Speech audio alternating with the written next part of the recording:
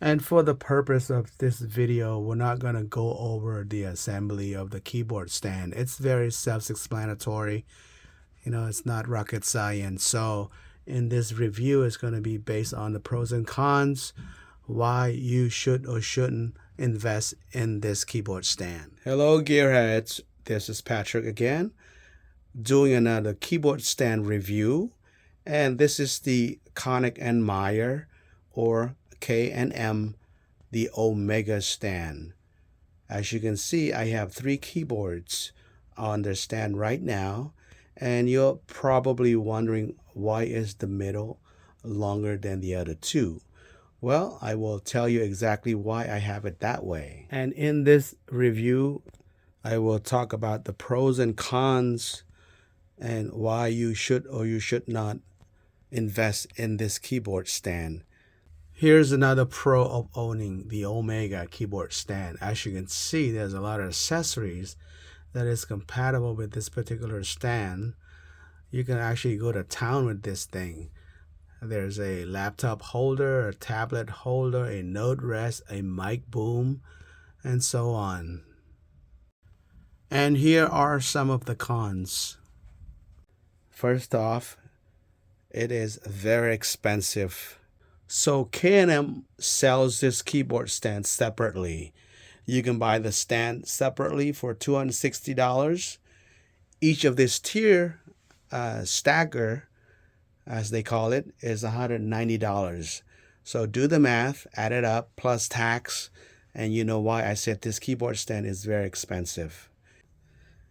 It would literally cost you $640. That's not including tax or shipping, just to have a setup like this with 3 keyboards on it. So here is the main reason I have the middle keyboard on the second tier. Well, if you have a keyboard that it is 15-inch or longer in depth, the second tier will not fit.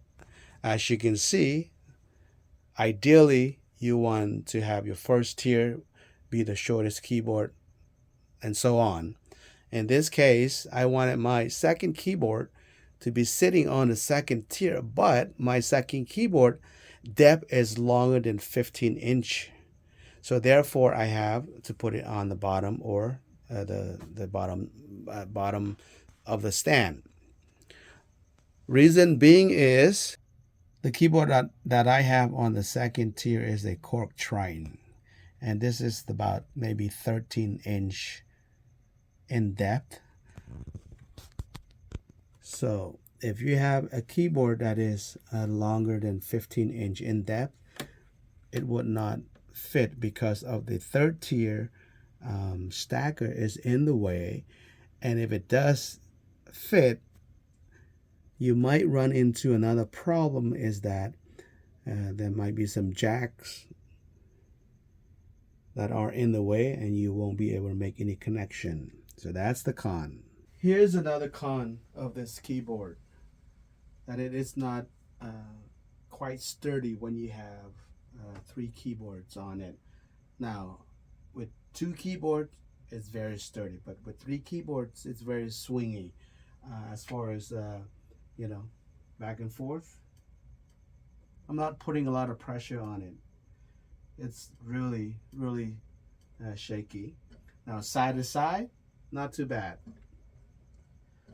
But it's not as sturdy as the Standtastic that I reviewed earlier, made by L&M product.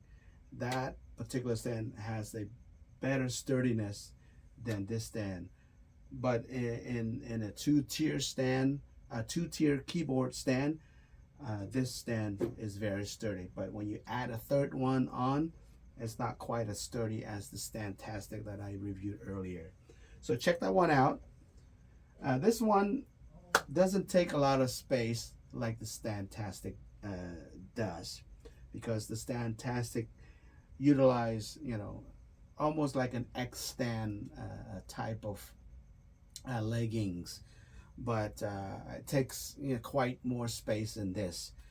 But as far as sturdiness between the 2 stands that now that I've reviewed, The Standtastic by L&M product is much sturdier than this particular keyboard stand by K&M or Konica and Meyer. So it's all based on your preference, what you like. For studio, I like this stand. It's a lot cleaner, put together. When it's well put together like this, it's a lot cleaner than the Standtastic stand. But for rugginess or sturdiness, the Standtastic has a better sturdiness than this particular keyboard stand. So I hope that this review would give you some insight of what to invest in this particular keyboard stand. Number one, like I said, it's very expensive. To have this set up like this, it's $640. That's not including tax or shipping. So you're looking about close to $700, depending on where you purchase them.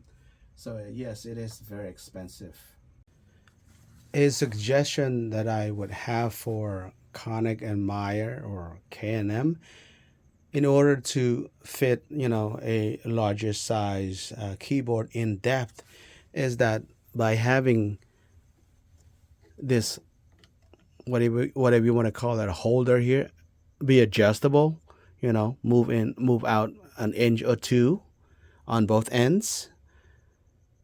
That will solve that tremendously for a larger keyboard like this one bottom here or the top one here. A large by mean is that in depth it's very very wide in depth. So that is my suggestion for K&M or Konica and Meyer. So again, I'm doing this as a independent review. I'm not being paid by K&M or Konica and Meyer to do this review. I do this so you guys don't have to before you invest in a stand like this. So again, thank you. Please don't forget to like, comment, share, and subscribe. It will help my channel grow. Thank you.